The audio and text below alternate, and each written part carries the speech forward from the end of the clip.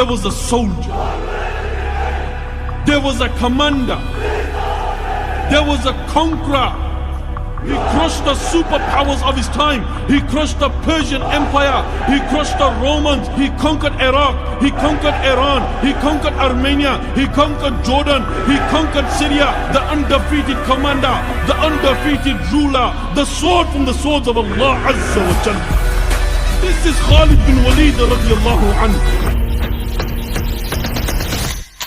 وہ ایک عظیم کمانڈر تھے. انہوں نے دنیا کے کئی حصوں میں اسلام کو پھیلایا. انہوں نے اپنے وقت کی سپر پاور کو کچل کر رکھ دیا. انہوں نے رومیوں کو کچلا. انہوں نے عراق کو جیتا. انہوں نے ایران کو جیتا. انہوں نے سیریا کو جیتا. انہوں نے ارمینیا کو جیتا. انہوں نے جارڈن کو جیتا. انہوں نے اپنی پوری زندگی میں ایک بھی جنگ نہیں ہاری. اپنے پوری زندگی میں ایک بھی جنگ نہ ہارنے والے حضرت خالد بن ولید تھے. حضرت خالد بن ولید مکہ میں پیدا ہوئے تھے. جب وہ مسلمان نہیں تھے مگر مسلمانوں سے جنگ کرتے رہتے تھے. وہ ہمیشہ پریشان رہتے تھے کہ مسلمانوں کے پاس ایسی کون سی طاقت ہے جو بار بار جنگ جیت جاتے تھے. حضرت خالد بن ولید نے جنگ احد میں مسلمانوں کے خلاف جنگ لڑی. نہ جانے کتنے صحابہ کو شہید کیا. حضرت خالد بن ولید سوچتے رہتے تھے جب بھی کافروں نے مسلمانوں کو للکارا تو اپنے بہترین جنگی ہتھیاروں کے ساتھ کافروں کو ہی منگی کھانی پڑی.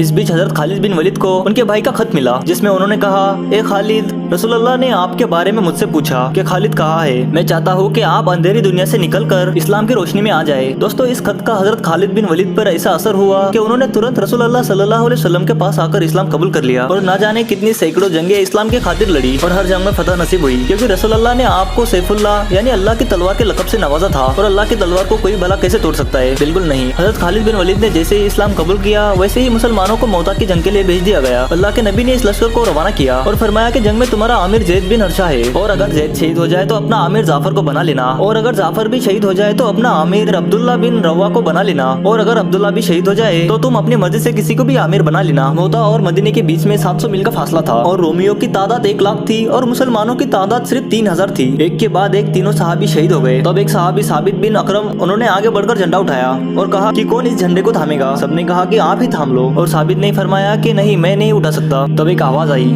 کہ جھنڈا خالد کو دے دو. مدینے میں رسول اللہ تھے اور انہیں جنگ کی خبر ہو رہی تھی. جب حضرت خالد بن ولید نے آگے بڑھ کر کمان سنبھالی تو مدینے میں سے رسول اللہ نے فرمایا کہ اللہ نے اپنی تلواروں میں سے ایک تلوار نکال لی ہے اور اس طرح حضرت خالد بن ولید کو سیف اللہ کا لقب ملا. دوستو چھوٹی سی فوج ہونے کے بعد بھی انہوں نے بڑی بڑی فوجوں کو شکست دی. دوستو جنگ فراز، جنگ موتا، جنگ یرموک، جنگ بوسرا، جنگ اولیس، جنگ نہر المرا اور نہ جانے کتنی جنگیں اپنے بہادری سے فتح کیا. دوستو حضرت خالد بن ولید کی ایک خواہش تھی کہ انہیں شہادت کی موت نصیب ہو. حضرت خالد بن ولید کے جسم پر ایسا کوئی بھی حصہ موجود نہیں تھا جس میں تلواروں اور تیروں کے نشان موجود نہ ہو لیکن انہیں شہادت نصیب نہیں ہوئی کیونکہ رسول اللہ نے حضرت خالد بن ولید کو سیف اللہ کا لقب دیا تھا. اور اللہ کی تلوار کو کوئی کیا توڑ سکتا ہے؟ نہیں. حضرت خالد بن ولید نے فرمایا اگر موت لکھی نہ ہو تو موت خود زندگی کی حفاظت کرتی ہے اور اگر موت مقدر میں ہو تو زندگی خود موت سے لپٹ جاتی ہے. دنیا کے بزدلوں کو میرا ایک پیغام سنا دو، اگر موت میدان جنگ میں ہوتی تو خالد کبھی بستر پر نہ مرتا. سبحان اللہ. ایک مرتبہ کمنٹ میں سبحان اللہ ضرور لکھے. اگر ویڈیو پسند آئی تو اسے لائک کر کے چینل کو سبسکرائب کر دے.